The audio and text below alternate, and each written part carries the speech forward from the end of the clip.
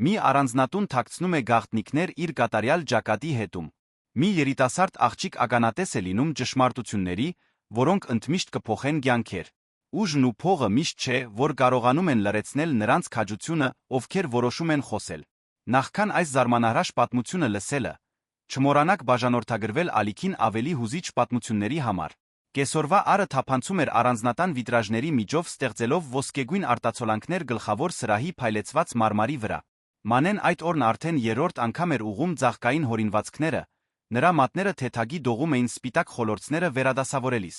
17 տարեկանում նա արդեն գիտեր Դիլիջանի մոտակայքում գտնվող այդ հսկայական գալվածքի ամեն մի անկյունը, ամեն մի լուր միջանցքը, ամեն մի կատարյալ խնամված այգին։ Նա մեծացել էր այնտեղ ստվերի պես անտեսանելի, դիտելով մի ընտանիքի, որն ապրում էր հասարակության ուշադրության կենտրոնում։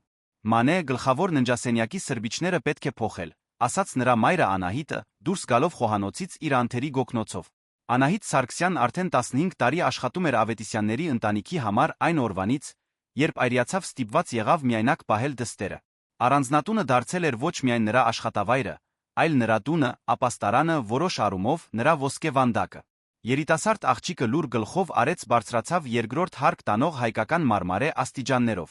Նրա քայլերը թեթ էին, գրեթե գատվային։ Հմտություն, որը ձեռք էր բերել տարիների ընթացքում տերերին չանհանգստացնելու համար։ Գրադարանի մոտով անցնելիս նա ձայներ լսեց գլխավոր աշխատասենյակից։ Վարդան Ավետիսյանն էր, ով հեռախոսով բիզնես հարցեր էր քննարկում, նրա հաստ ձայնը տիրական արձագանքում էր տան մեջ սովոր լինելով հնազանդության։ Ինձ չի հետաքրքրում, թե ինչ են առաջարկում մրցակիցները, ես ուզում եմ, որ այդ պայմանագիրը ստորագրված լինի մինչ ուրբաթ,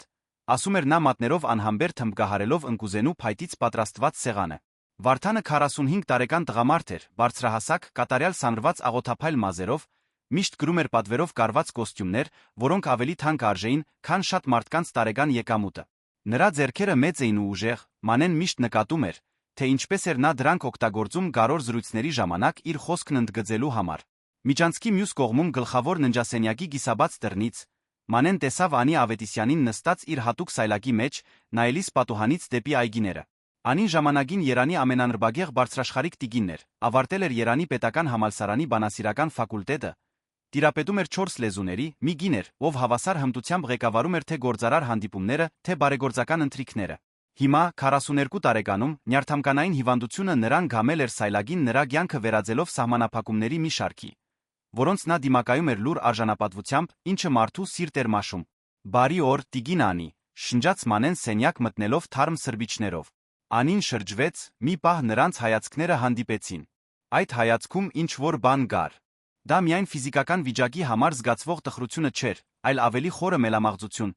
Կարծես նա գրում էր մի անտեսանելի բեռ, որը շատ ավելին էր, քան իր սայլակը։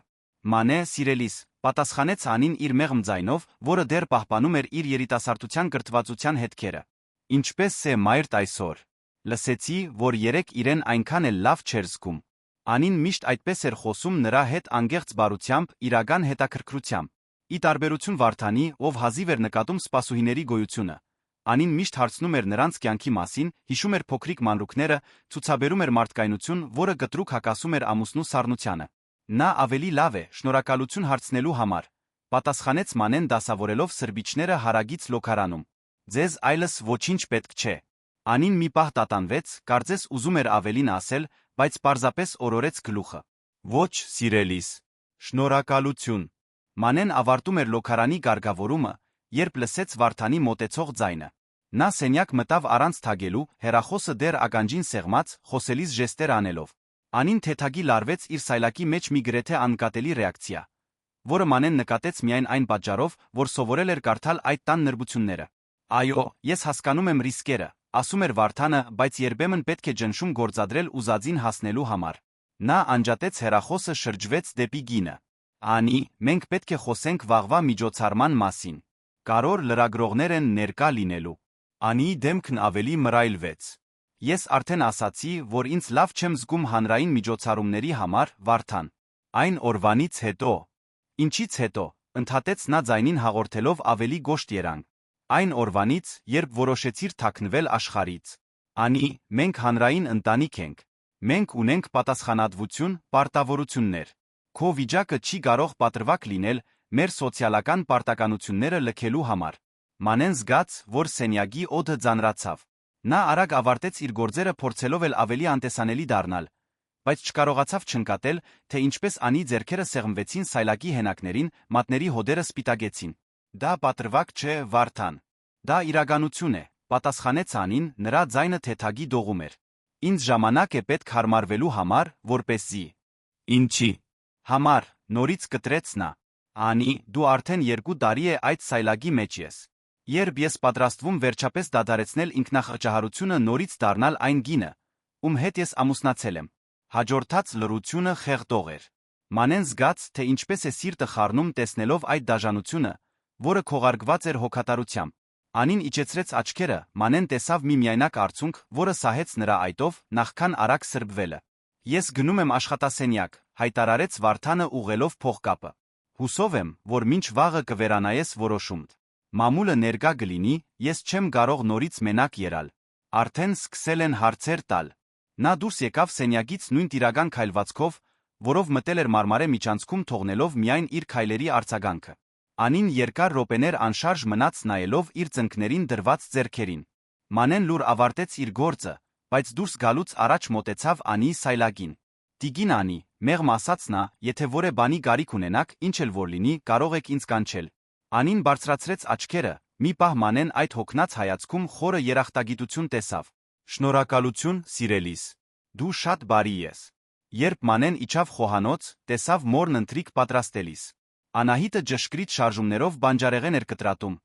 բայց Մանեն նկատեց նրա ուսերի լարվածությունը։ Մայրիկ, լսեցիր վերի վիճաբանությունը, հարցրեց Մանեն նստելով սեղանի մոտ գտնվող աթոռակին։ Անահիտը դադարեցրեց կտրատելը, հոգոց հանեց։ Աղջիկս, այս տանը դժվար է չլսելը։ Բայց հիշիր, ինչ եմ քեզ միշտ ասում, մենք այստեղ աշխատում ենք, ոչ թե ապրում։ Այն, ինչ կատարվում է նրանց միջ, մեր գործը չէ։ Բայց մայրիկ, այն ձը, որով նա խոսում է նրա հետ։ Ման է, Անահիտն ընդհատեց նրան շրջվելով դեպի դուստրը։ Ես գիտեմ, որ դու անհանգստանում ես տիկին Անիի համար։ Մենք բոլորս ենք անհանգստանում։ Բայց հարուստ ընտանիքներն ունեն հարուստների խնդիրներ, մեր տեղը չէ միջամտելը։ Մեր գործը այս տունը կարգին պահելն է, մենք հենց դա էլ կանենք։ Մանեն գլխով արեց, բայց նրա սրտում անհանգստություն էր աճում։ Այդ տանը ինչ-որ բան այն չէր, ինչ-որ բան, որն ավելին էր, քան ամուսնական սովորական խնդիրները։ Նա մեծացել էր այդ ընտանիքին դիտելով, սովորելով կարդալ նշանները, չասված լարվածությունները։ Եվ վերջին շրջանում այդ նշաններն ավելի ինտենսիվ էին դառնում, ավելի մտահոգիչ։ Այդ գիշեր, երբ Մանեն ավարտում էր տան վերջին գործերը նախքան քնելը, նա նորից անցավ գլխավոր ննջասենյակի մոտով։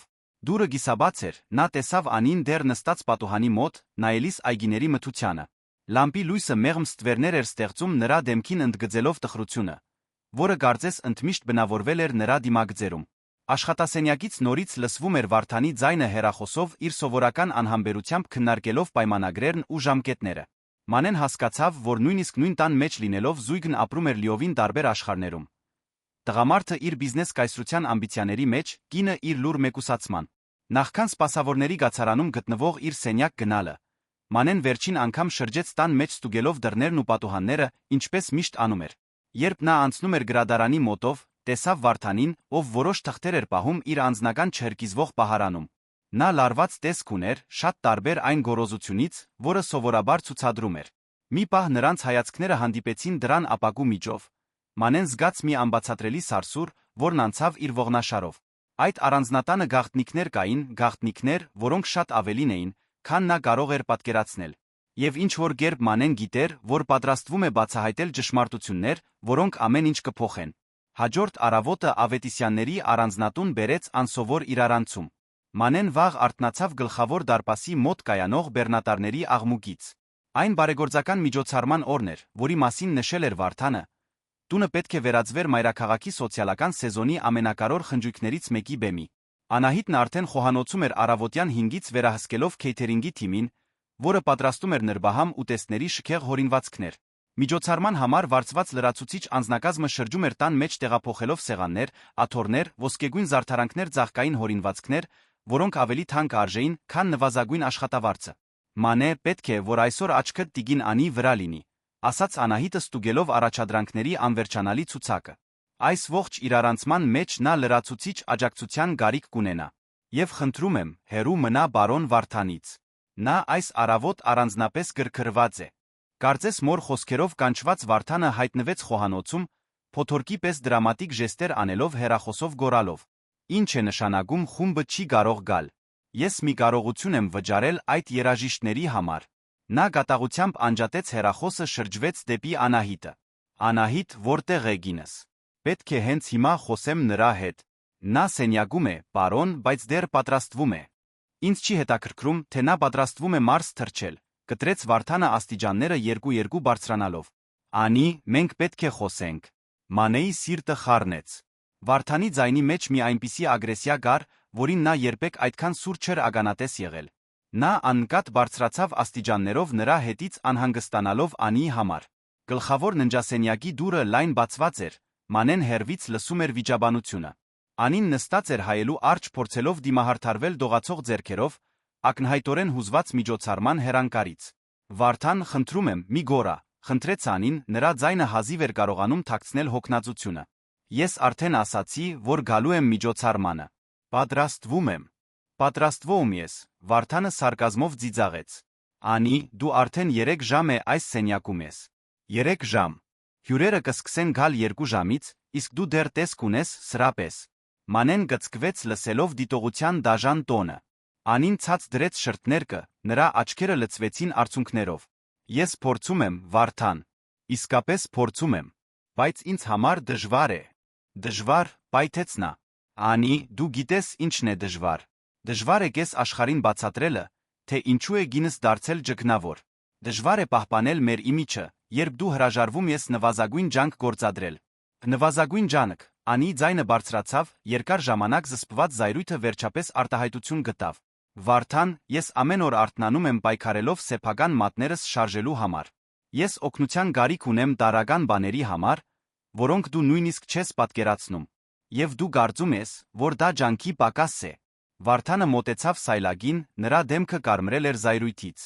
«Ես կարծում եմ, որ դու օգտագործում ես քո վիճակը որպես պատրվակ քո պատասխանատվություններից փախչելու համար։ Մինչ ախտորոշումը դու ուժեղ, վճռական կին էիր։ Հիմա դու պարզապես ողորմելի ես»։ Հաջորդած լռությունը խուլ էր։ Մանեն տեսավ, թե ինչպես Անին լիովին քարացավ, կարծես ֆիզիկական ապտակ ստացած լիներ։ Արցունքները հոսում էին նրա դեմքով փչացնելով դիմահարթարումը, որն այդքան խնամքով էր արել։ «Դուրս արի», շնջաց Անին։ «Ինչ ասացիր»։ «Ասացի դուրս արի», գոռաց նա, նրա ձայնն արձագանքեց պատերին։ «Հենց հիմա դուրս արի իմ սենյակից»։ Վարդանը մի քանի քայլ հետ գնաց, զարմացած այդ ռեակցիայից։ Մի պահ թվաց, թե ուզում է շարունակել վեճը, բայց հետո արամարանքով օրորեց գլուխը։ «Դու 1 ժամ ունես քեզ կարգի բերելու համար։ 1 ժամ, Անի։ Ինձ ավելի շատ մի հուսահատեցրու, քան արդեն արել ես»։ Նա դուրս եկավ դուռն այնպիսի ուժով շրխկացնելով, որ պատի նկարները դողացին։ Մանեն մի քանի րոպե սպասեց, նախքան մեղմորեն դուռը թակելը։ «Տիկին Անի, կարող եմ ներս մտնել»։ «Մտիր, սիրելիս», լսվեց խլացած պատասխանը։ Մանեն տեսավ Անին հայելու արջ կքված, լուռ հեկեկալիս։ Առանց մի բառ ասելու աղջիկը գնաց լոքարան, թրջեց փափուկ սրբիչը, վերադարձավ օգնելու Անին մաքրել դեմքը։ «Նա չպետք է այդպես խոսեր ձեզ հետ», մեղմ ասաց Մանեն զգուշորեն մաքրելով փչացած դիմահարթարման հետքերը։ Անին բարձրացրեց աչքերը դեպի հայելին, հանդիպելով Մանեի հայացքին։ «Դու չես հասկանում, Մանե։ Ես իսկապես բեռ եմ դարձել։ Նախկինում ես էի կազմակերպում այսպիսի միջոցառումներ, ղեկավարում էի թիմեր, որոշումներ էի կայացնում։ Հիմա հազիվ եմ կարողանում շրթներկը պահել առանց դողալու»։ «Դուք բեռ չեք», հաստատակամ ասաց Մանեն։ «Դուք մի կին եք, ով բախվել է դժվար իրավիճակի։ Դա ձեզ չի նսեմացնում որպես մարդ»։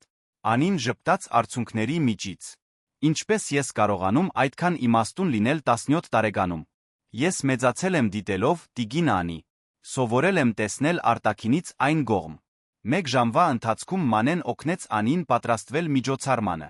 Նրանք ընտրեցին մուգ կապույտ զգեստ, որն ընդգծում էր նրա աչքերը, արեցին նուրբ, բայց էլեգանտ դիմահարթարում մազերը հավաքեցին շքեղ հարթարանքով։ Երբ ավարտեցին, Անին անճանաչելի էր ոչ միայն գեղեցիկ, այլ ջարագայթող։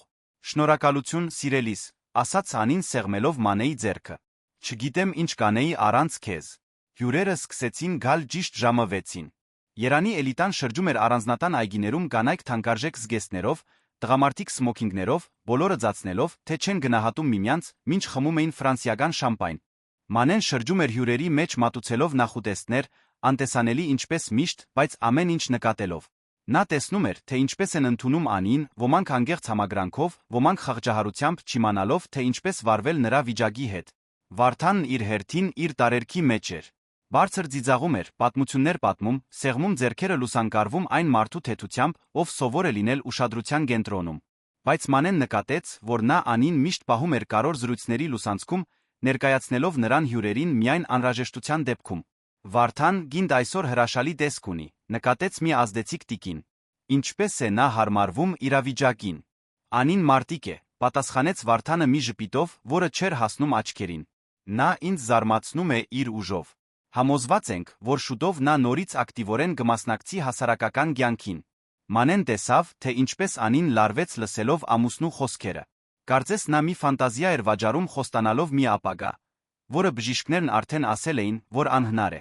Երեկոյան ժամը 8-ի կողմերը մի հայտնի լրագրող մոտեցավ զույգին։ Մանեն ճանաչեց Արման Սարգսյանին մի թղթակցի, ով հայտնի էր հանրային դեմքերի հետ իր բացահայտող հարցազրույցներով։ Պարոն Ավետիսյան, լուրեր են պտտվում, որ ձեր ընկերությունը ֆինանսական որոշ դժվարությունների առաջ է կանգնած։ Ինչ կասեք այս պնդումների մասին։ Վարդանի ժպիտը մի վայրկյան տատանվեց։ Լուրերը հենց դա են, Արման, լուրեր։ Իմ ընկերությունը երբեք ավելի կայուն չի եղել։ Իսկ ինչ կասեք այն մեկնաբանությունների մասին, որ ձեզ հաճախ են տեսնում արտասահմանյան ներդրողների հետ հանդիպելիս։ Որե բանակցություն ընթացքի մեջ կա։ Մենք միշտ ուսումնասիրում ենք ընդլայնման հնարավորությունները, պատասխանեց Վարդանը, նրա ձայնն ավելի պաշտպանողական երանգ ստացավ։ Այդպես է կառուցվում գայսրությունը։ Անին հետում էր հարցազրույցին աջող լարվածությամբ։ Մանեն խմիչք մատուցելով խմբի մոտակայքում նկատեց, որ Անին կարծես գիտեր մի բան, որը մյուսները չգիտեին։ Տիկին Ավետիսյան, լրագրողը շրջվեց դեպի նա, ինչպես եք դուք դիմակայում ձեր վիճակի մարտահրավերներին։ Ձեր հայացքը կյանքին պետք է որ շատ փոխված լինի։ Անին տատանվեց արագ նայելով Վարդանին, նախքան պատասխանելը։ Դա եղել է ինքնաճանաչման ճանապարհ։ Դու շատ բան ես սովորում քո շրջապատի մարդկանց մասին, երբ բախվում ես դժվարությունների։ Հետաքրքիր է։ Իսկ դուք, պարոն Ավետիսյան, ինչպես եք աջակցել ձեր կնոջն այս պահին։ Վարդանը ձեռքը դրեց Անի ուսին այնպես, որ թվար հոգատար, բայց Մանեն տեսավ, թե ինչպես նրա մատները սեղմվեցին այնքան ուժեղ, որ Անին թեթագի կծկվեց։ Մենք թիմ ենք, Արման։ Միշտ եղել ենք։ Անին գիտի, որ ամեն ինչում կարող է հույսը դնել ինձ վրա։ Հարցազրույցը շարունակվեց մի քանի րոպե, բայց Մանեն չէր կարողանում հայացքը կտրել Անիի դեմքից։ Այնտեղ հուսահատ մի բան կար։ Կարծես նա ուզում էր ինչ-որ բան ասել, բայց չէր գտնում բառերը կամ քաջությունը։ Լրագրողի հեռանալուց հետո Վարդանը գրացավ դեպի Անին ինչ-որ բան շշնջաց նրա ականջին։ Մանեն տեսավ, թե ինչպես գույնը միանգամից փախավ Անիի դեմքից։ Կներեք, շշնջաց Անին մոտակա հյուրերին, ինձ մի պահ է պետք։ Նա ուղղվեց դեպի այգու ավելի առանձնացված հատվածը լողավազանի մոտ, որտեղ շարժումն ավելի քիչ էր։ Մանեն, անհանգստացած, աննկատ հետեց նրան։ Անին կանգնած էր լողավազանի եզրին նայելով լուսավորված ջրին։ Նրա ձեռքերն ակնհայտ դողում էին, նա անկանոն էր շնչում։ Տիկին Անի, լավ եք, հարցրեց Մանեն զգուշորեն մոտենալով։ Անին շրջվեց, արցունքները հոսում էին դեմքով։ Մանե, կարող եմ քեզ վստահել։ Իհարկե, տիկին։ Ես մի բան բացահայտեցի Վարդանի մասին։ Սարսափելի մի բան։ Անին շուրջը նայեց համոզվելու համար, որ մենակ են։ Նրա ընկերությունը ոչ միայն դժվարությունների մեջ է, այն սնանկացման եզրին է։ Եվ նա արել է բաներ, որոնք կարող են մեզ լիովին կործանել։ Մանեն զգաց, թե ինչպես սիրտն արագացավ։ Ինչպիսի բաներ։ Նա օգտագործել է իմ անունը, իմ ժառանգությունը վարկեր վերցնելու համար, որոնք չի կարող վճարել։ Փաստաթղթեր, որոնք ես երբեք չեմ ստորագրել, պայմանագրեր, որոնք վտանգում են այն սեփականությունները, որոնք հայրս է ինձ թողել։ Այդ ամենը առանց իմ գիտության։ Բայց ինչպես է նրան հաջողվել դա անել։ Անին իջեցրեց աչքերը։ Երբ ես հիվանդացա, լիազորագիր ստորագրեցի նրան տալով իրավական լիազորություններ իմ գործերով զբաղվելու համար, քանի դեռ ես ապաքինվում էի։ Ես երբեք չէի պատկերացնի, որ նա դա կօգտագործի իմ դեմ։ Մանեն մշակեց տեղեկատվությունը աջող սարսափով։ Դուք խոսել եք նրա հետ այդ մասին։ Փորձեցի։ Անցյալ շաբաթ։ Այդ ժամանակ նա ասաց, որ եթե ես խնդիրներ ստեղծեմ, նա հեշտությամբ կարող է ապացուցել, որ իմ վիճակն ինձ դարձնում է մտավոր անկարող ֆինանսական որոշումներ կայացնելու համար։ Նա ասաց, որ ինձ կուղարկի մասնագիտացված կլինիկա, իր ձեռքը կվերցնի իմ ունեցվածքի լիակատար վերահսկողությունը։ Մի սարսափելի փազլի գտորները սկսեցին դասավորվել Մանեի մտքում։ Վարդանի աջող ագրեսիան, սոցիալական պատրանքը պահպանելու պնդումը, Անիի հազիվ թաքցրած հուսահատությունը։ Դրա համար եք դուք այդքան տխուր եղել, շշնջաց Մանեն։ Ես ինձ այնքան հիմար եմ զգում, Մանե, այնքան միամիտ։ Վստահեցի այն տղամարդուն, ում երդվել էի սիրել մինչ կյանքիս վերջը, իսկ նա ինձ համակարգված կերպով կործանում է։ Դուք պետք է օգնություն փնտրեք։ Փաստաբան, ընտանիք։ Ինչ ապացույցով։ Նա շատ խելացի է, Մանե, շատ զգույշ։ Եվ ով կհավատա ինձ նրա դեմ։ Մի հիվանդ կնոջ հարգված գործարարի դեմ։ Այդ պահին նրանք լսեցին մոտեցող քայլեր։ Վարդանը հայտնվեց լողավազանի տարածքում, նրա դեմքը հազիվ զսպված գրգռվածության դիմակ էր։ Անի, ինչ ես անում այստեղ։ Հյուրերը քեզ են հարցնում։ Պարզապես օդ էի շնչում, պատասխանեց Անին արագ սրբելով դեմքը։ Վարդանը կասկածամտորեն նայեց Մանեին։ Իսկ ինչու է սպասուհին այստեղ քեզ հետ։ Գլուխս մի քիչ պտտվում էր։ Մանեն եկավ ստուգելու արդյոք լավ եմ։ Վարդանը համոզված չէր թվում։ Մանե, վերադարձիր քո գործերին։ Անի, դու գալիս ես ինձ հետ։ Հիմա։ Նա մոտեցավ սայլագին կտրուկ քաշեց այն ստիպելով Անին ցնցվել։ Մինչ նրանք հեռանում էին, Անին ուսի վրայով նայեց Մանեին, նրա աչքերը հուսահատության լուր հաղորդագրություն էին փոխանցում։ Մանեն կանգնած մնաց լողավազանի մոտ, նրա սիրտը կատաղի բաբախում էր։ Նա մի գաղտնիք էր բացահայտել, որն ամեն ինչ փոխում էր։ Վարդան Ավետիսյանը պարզապես անզգամ ամուսին չէր։ Նա մի հուսահատ մարդ էր, պատրաստ կործանելու սեփական գնոջը իր իմիջն ու կարողությունը փրկելու համար։ Իսկ Անին լիովին նրա ողորմածության էր հանձնված, առանց որե մեկի, ով կպաշտպաներ նրան, բացի մի 17-ամյա աղջկանից, ում ոչ ոք չէր նկատում։ Մինչ վերադառնում էր խնջույքին, Մանեն հասկացավ, որ իր կյանքն այդ գիշեր ընդմիշտ փոխվեց։ Նա այլս պարզապես լուր դիտորդ չէր։ Նա դարձել էր մի գաղտնիքի պահապան, որը կարող էր փրկել կամ կործանել կյանքեր։ Հարցն այն էր կունենա։ Նա քաջություն գործելու, երբ ժամանակը գա։ Միջոցառմանը հաջորդող օրերը լարված էին Ավետիսյանների առանձնատանը։ Վարդանն ակնհայտորեն նյարդային էր, անընդհատ հեռախոսազանգեր էր անում ընդունում կոստյումներով տղամարդկանց, ովքեր ցածրաձայն զրուցում էին նրա աշխատասենյակում։ Անին իր հերթին գրեթե ամբողջությամբ փակվել էր իր սենյակում դուրս գալով միայն ճաշելու համար միշտ Մանեի ուղեկցությամբ։ Անահիտը նկատեց դստեր վարքի փոփոխությունը։ Մանե, դու շատ լուր ես դարձել։ Ինչ որ բան է պատահել։ Մանեն հուսահատորեն ուզում էր ամեն ինչ պատմել մորը, բայց Անի խոսքերն արձագանքում էին նրա մտքում, ով կհավատա իրենց Վարդանի դեմ։ Լավ եմ, մայրիկ։ Պարզապես դասերիս համար եմ անհանգստանում։ Դա սուտ էր։ Մանեն հազիվ էր կարողանում կենտրոնանալ որևէ բանի վրա, բացի Անիի վիճակից։ Նա սկսել էր ուշադրություն դարձնել մանրուքներին, որոնք նախկինում անկատ էին անցնում։ Ինչպես էր Վարդանը վերահսկում Անիի ողջ նամակագրությունը, ինչպես էր նա միշտ ներկա լինում, երբ Անին զանգեր էր ստանում, ինչպես էր մեկուսացնում գնոջը հին ընկերներից հարազատներից։ Միջոցառմանը հաջորդող չորեքշաբթի օրը Մանեն մաքրում էր գրադարանը, երբ լսեց մի առանձնապես լարված վիճաբանություն Վարդանի աշխատասենյակից։ Նա զգուշորեն մոտեցավ դրանը կարողանալով որսալ հեռախոսազրույցի որոշ հատվածներ։ Ոչ, դու չես հասկանում իրավիճակի լրջությունը, ասում էր Վարդանը, նրա ձայնը լի էր հուսահատությամբ։ Եթե նա բացահայտի խնդրի ողջ ծավալը, նա կարող է չեղարկել լիազորագիրը։ Ինձ ավելի շատ ժամանակ է պետք։ Այո, ես գիտեմ ժամկետների մասին, բայց նա դեռ չպետք է իմանա։ Մանեն զգաց սարսուռ իր ողնաշարով։ Վարդանը խոսում էր Անիի մասին, նրա ձայնի հրատապ տոնը հուշում էր, որ իրավիճակն արագորեն վատթարանում էր։ Լավ լսիր, շարունակեց Վարդանը, եթե անհրաժեշտ լինի, ես կհասնեմ նրան, որ նա ճանաչվի անգործունակ։ Բժշկական ոլորտում կապեր ունեմ, ովքեր կարող են հաստատել նրա մտավոր անկայունությունը նյարդաբանական վիճակի պատճառով։ Դա ծայրահեղ քայլ է, բայց կարող է լինել մեր միակ ելքը։ Մանեն փակեց բերանը սարսափի ջիջը խեղդելու համար։ Վարդանը ծրագրում էր Անին մտավոր անկարող ճանաչել տալ նրա կարողության վրա վերահսկողությունը պահպանելու համար։ Դա այնպիսի խորը դավաճանություն էր, որ նա հազիվ էր հավատում իր լսածին։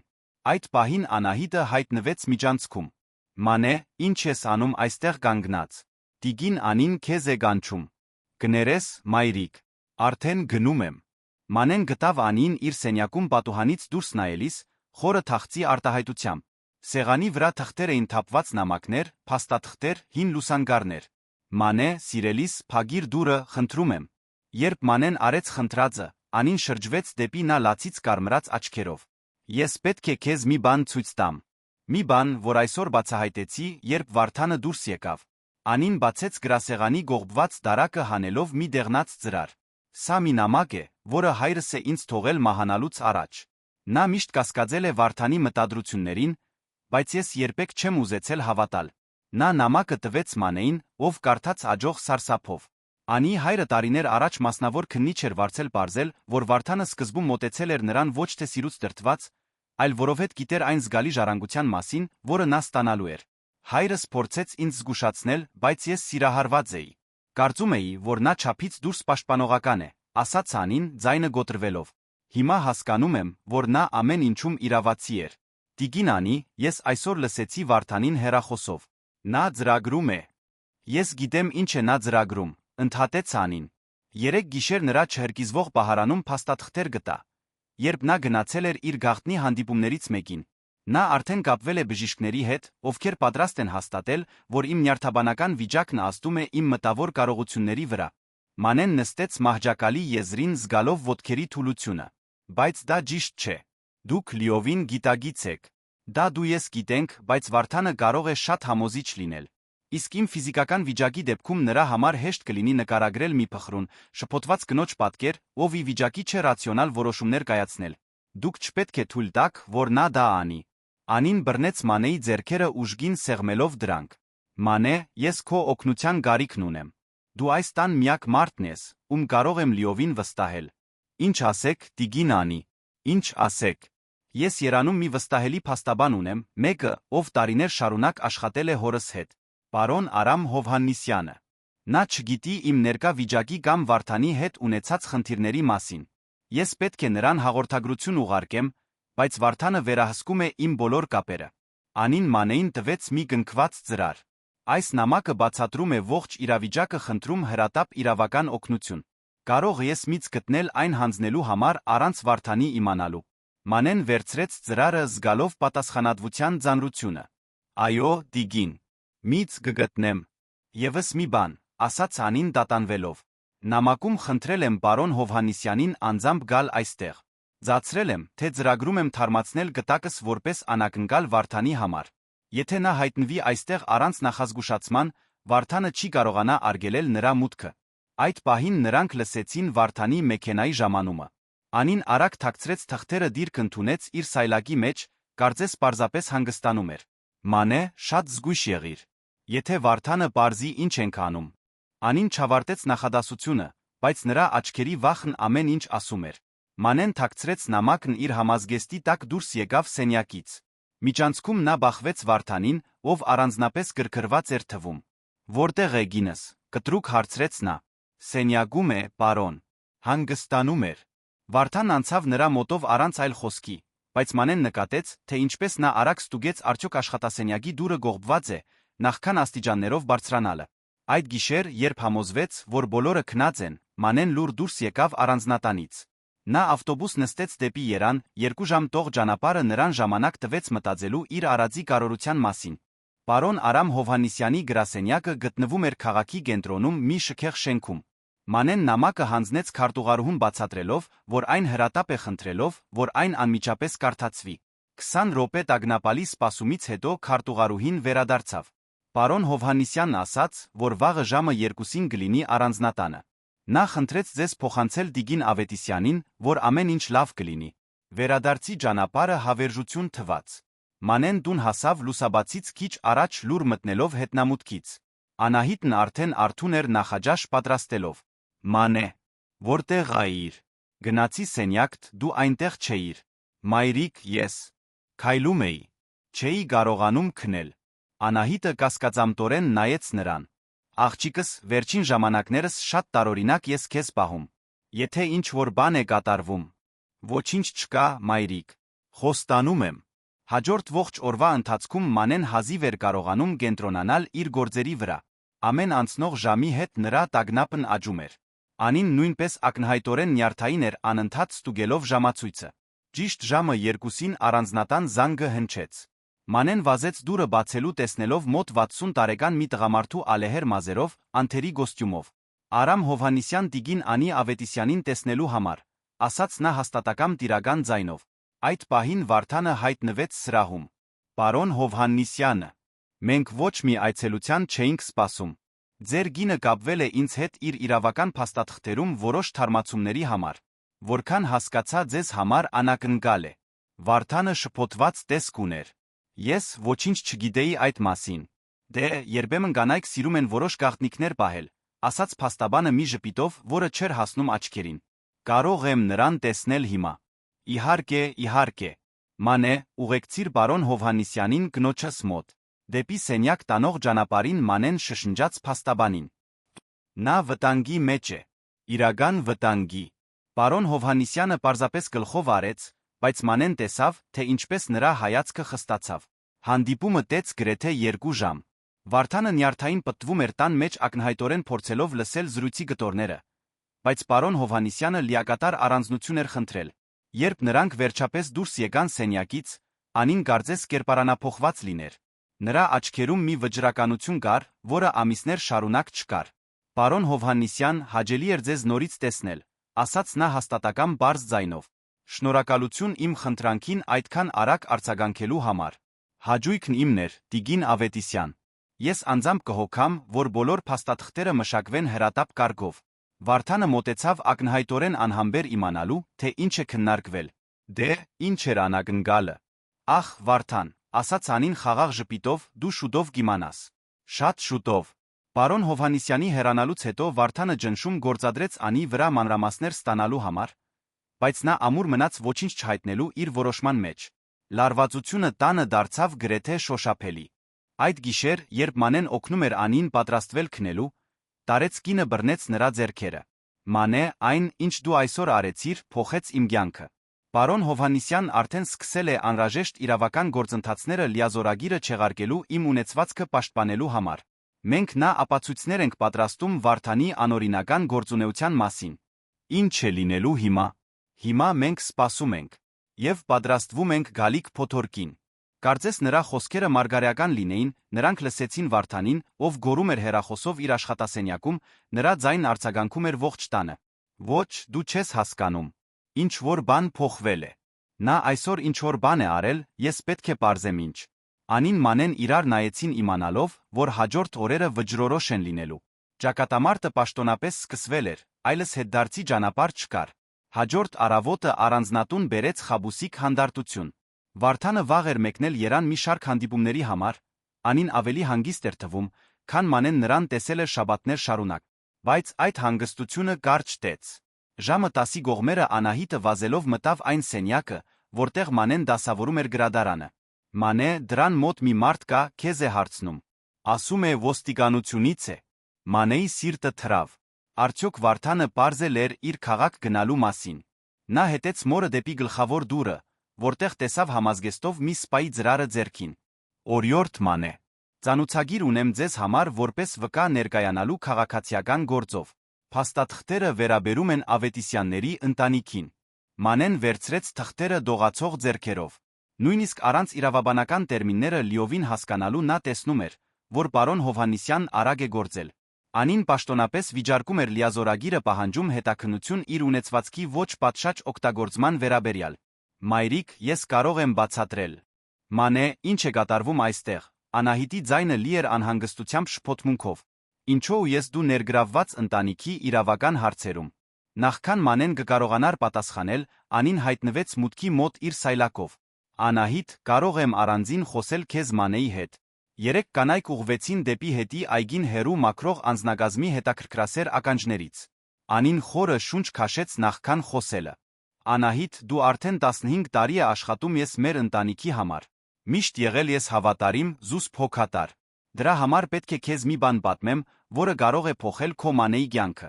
Անին ամեն ինչ բացատրեց Վարդանի ֆինանսական խարդախությունը, քողարկված սպառնալիքները, նրան անգործունակ ճանաչելու ծրագիրը։ Անահիտը լուր լսում էր, նրա դեմքը փոխվում էր անհավատությունից մինչ սարսափ։ Աստված իմ, Տիգին Անի։ Ես միշտ գիտեի, որ բարոն Վարդանը դժվար մարդ է, բայց երբեք չէի պատկերացնի։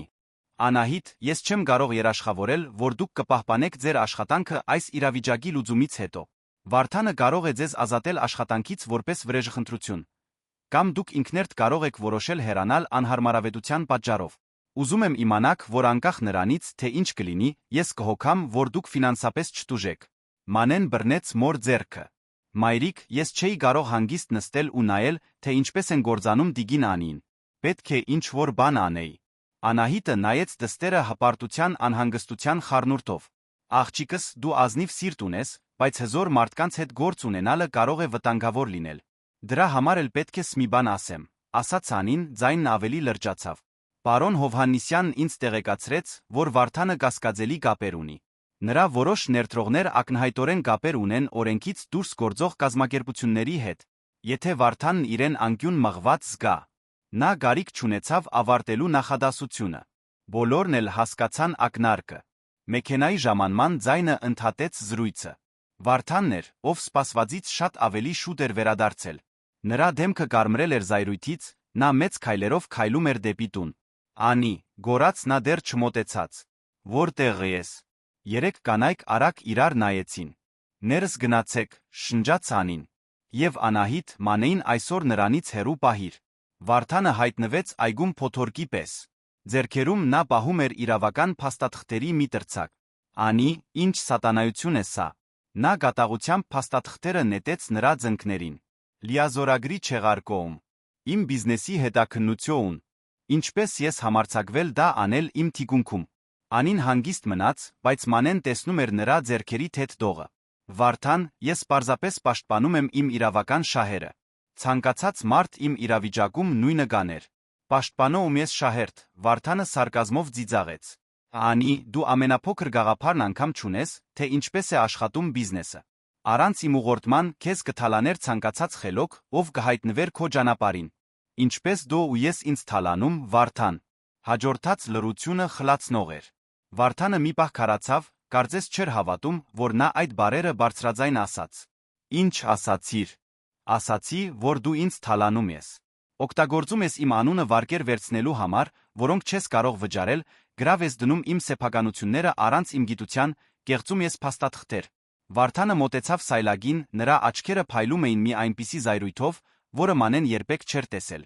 Անի, դու զառանցում ես։ Քո վիճակն ակնհայտորեն ազդում է քո դատողության վրա։ Իմ վիճակն ազդում է իմ մգանների վրա, Վարդան։ Ոչ թե իմ մտքի։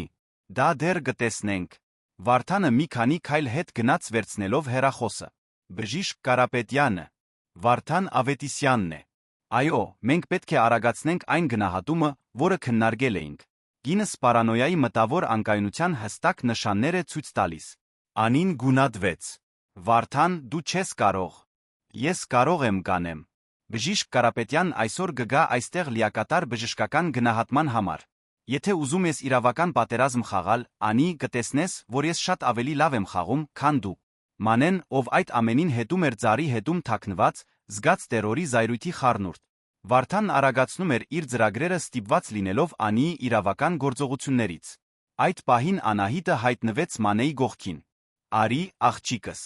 Պետք է հեռանանք այստեղից։ Բայց Մանեն չշարժվեց։ Նրա մեջ ինչ-որ բան փոխվել էր տեսնելով Վարդանի կատարյալ դաժանությունը։ Ոչ, մայրիկ, թույլ չեմ տա, որ նա դա անի նրա հետ։ Մանե, նա վտանգավոր է։ Դու լսեցիր, թե ինչ ասաց Տիգին Անին նրա կապերի մասին։ Հենց դրա համար էլ, մայրիկ։ Եթե հիմա չգործենք, կարող է շատ ուշ լինել։ Մանեն դուրս եկավ իր թաքստոցից վճռականորեն քայլեց դեպի այնտեղ, որտեղ Վարդանը դեռ խոսում էր հեռախոսով։ Անին տեսավ նրա մոտենալը, նշան արեց, որ կանգնի, բայց Մանեն չլսեց։ Պարոն Վարդան, ասաց նա, նրա ձայնը հաստատակամ էր չնայած սրտի արագ բաբախյունին։ Վարդանն անջատեց հեռախոսը, շրջվեց դեպի նա ակնհայտորեն գրգռված ընդհատումից։ Ինչ ես ուզում։ Ես երեք լսեցի ձեր հեռախոսազրույցը։ Այն մասին, որ ուզում եք Տիգին Անին անգործունակ ճանաչել տալ։ Կեղծված փաստաթղթերի մասին։ Ամեն ինչի մասին։ Վարդանի դեմքը վերածվեց սառը կատաղության դիմակի։ Ինչ ասացիր հենց նոր։ Ասացի, որ գիտեմ ճշմարտությունը։ Եվ ես միակը չեմ։ Անին փորձեց միջամտել։ Մանե, մի։ Բայց Վարդանը մոտեցել էր աղջկան, նրա ֆիզիկական ներկայությունը սպառնալից էր։ Աղջիկ, դու գաղափար չունես, թե ում հետ ես գործ բռնել։ Ես կարող եմ գործանել քո ընտանիքը մի հեռախոսազանգով։ Իսկ ես կարող եմ գործանել ձերը միայն մի զանգով պարոն Հովհաննիսյանին։ Պատասխանեց Մանեն զարմացնելով ինքն իրեն իր քաջությամբ։ Վարդանը երկար ժամանակ լուր մնաց գնահատելով իրավիճակը։ Հետո մի դաժան ժպիտ հայտնվեց նրա դեմքին։ Գիտես ինչ։ Թերս այդպես ավելի լավ է։ Երկու անկայուն կանանց վկայությունը միմյանց օգտին միայն գուժեղացնի իմ գործը։ Նա շրջվեց դեպի Անին։ Լավ ես մարզել քո սպասուհուն, չէ։ Բայց մոռանում եք, որ ես ունեմ ռեսուրսներ, որոնք դուք նույնիսկ չեք պատկերացնում։ Այդ պահին մեքենաների ժամանման ձայնը ընդհատեց լարվածությունը։ 3 մեքենա էին, 2 պաշտոնական մեքենա, մամուլի մի ֆուրգոն։ Պարոն Հովհաննիսյանը դուրս եկավ առաջին մեքենայից 2 կոստյումով տղամարդկանց ուղեկցությամբ։ Երկրորդ մեքենայից իջավ լրագրող Արման Սարգսյանը նկարահանող խմբի հետ։ Այդ ինչ սատանայություն է, շշնջաց Վարդանը։ Պարոն Հովհաննիսյանը հաստատակամ քայլերով մոտեցավ խմբին։ Պարոն Ավետիսյան, ստիպված եմ ձեզ տեղեկացնել, որ խուզարկության առգրավման հրաման կա ձեր ֆինանսական փաստաթղթերի գործնական նամակագրության համար։ Տղամարդկանցից մեկը ներկայացավ որպես դատական կատարող, իրավական թղթերը հանձնեց Վարդանին, ով կարդաց դրանք աջող հուսահատությամբ։ Սա թյուրիմացություն է, գոռաց Վարդանը։ Դուք չեք կարող պարզապես ներխուժել իմ տուն։ Իրականում կարող ենք, հանգիստ ասաց պարոն Հովհաննիսյանը։ Հատկապես, երբ կան խարդախության յուրացման զգալի ապացույցներ։ Արման Սարգսյանը մոտեցավ իր թիմի հետ։ Պարոն Ավետիսյան, կցանկանայիք մեկնաբանել այն պնդումները, որ դուք անօրինական կերպով օգտագործել եք ձեր գնոջ ունեցվածքը բիզնես պարտքերը ծածկելու համար։ Վարդանը շուրջը նայեց, տեսնելով, թե ինչպես է իր լիակատար վերահսկողության իրավիճակը փլուզվում րոպեների ընթացքում։ Նրա աչքերը սերվեցին Մանեի վրա մաքուր ատելությամբ։ Սա քո մեղքն է, ֆշշացրեց նա։ Դու փոքրիկ։ Վարդան, ընդհատեց Անին, նրա ձայնը կտրեց օդը սայրի պես։ Վերջացավ։ Առաջին անգամն էր, ինչ Մանեն ճանաչում էր նրան, որ Անին խոսում էր մի գնոջ տիրականությամբ, ով վերակտել էր իր ուժը։ Այլս չկար հնազանդություն, վախ, արդարացումներ։ Վերջացավ, կրկնեց նա։ Քո մանիպուլյացիան, քո ստերը, քո դաժանությունը։ Ամեն ինչ վերջացավ։ Վարդանը նայեց գնոջը, կարծես մի օտար մարդու տեսներ։ Անի, դու չես կարող լուրջ լինել։ Մենք 8 տարի է ամուսնացած ենք։ Ճիշտ է։ 8 տարվա ստեր, որոնք ես վերջապես բացահայտեցի։